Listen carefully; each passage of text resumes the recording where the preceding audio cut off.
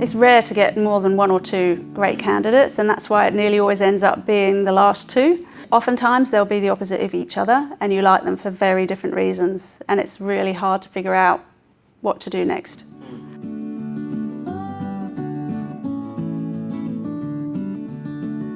Getting a second opinion from somebody you know and trust is vital, because you can have blind spots like we all do.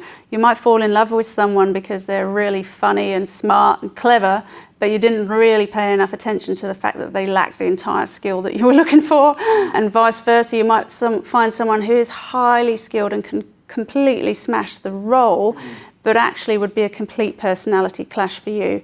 So getting a second opinion from somebody who knows you and the way that you are will really help to figure out what those gaps look like and set you up well. Cool.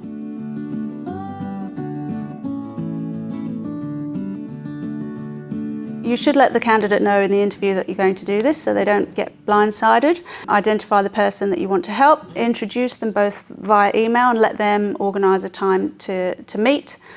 I would send the CV and any relevant notes, but not too many notes, to the person. You don't want to bias their opinion and tell them how fantastic this candidate is. You want them to find that out for themselves. Everybody's different with different people. And so, especially if you're a male interviewing a male candidate, that person might be different in a male to female environment. And so it's really useful to just mix that up a little bit and find out. If there's a specific area you want them to dig in on, just give them some clues. But really you need to let that flow between those two people. Debrief afterwards, and hopefully it should be clear, and you need to be fully open to the idea that that person may completely disagree with your assessment.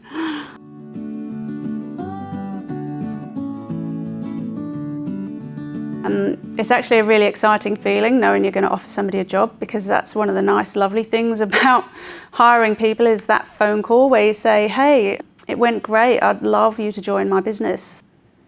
Enjoy meeting all these people, because it's actually fun. I really love interviewing people because it's the only opportunity you get to ask those questions that you really want to know the answer to. Once you know someone for a while, it's pretty awkward to ask them how they went with such and such a situation. So really use that time to delve in.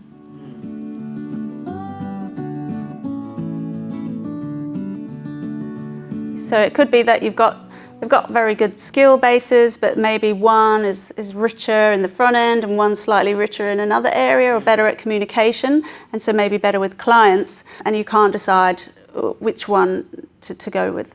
So if the role is of a technical area that you're not familiar with, try and find somebody who is. So if you're filling a legal role, clearly you need to find a lawyer who's going to help make sure that that's robust.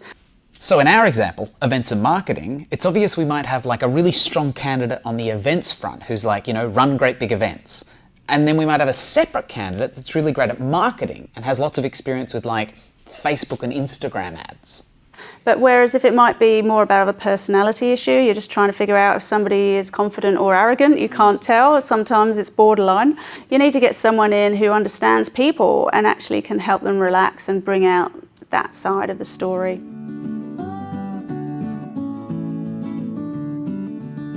Sometimes you're looking for people internally, but oftentimes they're not going to be the right people. It's so nice to bring fresh blood in on a new project. Always make sure that you're searching for that thing that's going to be adding to your company, not just are they going to assimilate and fit in nice and easy and you don't have to adjust. Make sure you use somebody who's mature and can do that for you. The value of getting this right is that you're an awesome human. You want to find other awesome humans to build your business. Hopefully you feel validated that you made the right choice, and that gives you confidence. It's easy to let the process slip with each new hire, but it's incredibly important that you don't, because otherwise each next hire gets weaker and further away from your original purpose. So you should try and stay true to this process all the way through. If you've done this right, you've identified a true gap in your business where someone can really add value and find meaning and purpose in their day-to-day life, and they're going to make your life easier and better, and your business should grow.